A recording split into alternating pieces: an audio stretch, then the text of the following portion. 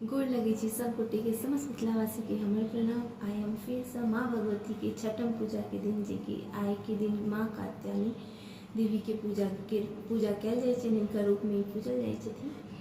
तो सोचलहुँ आइ फिर से एक छोट सन भगवती गीत आशा करे छी से पूरा सुनो। सुनियो हे दुर्गे माँ सुनियो भवानी, सुनियो ने हमर पुकार हे, सुनियो हे दुर्गे माँ सुनियो भवानी।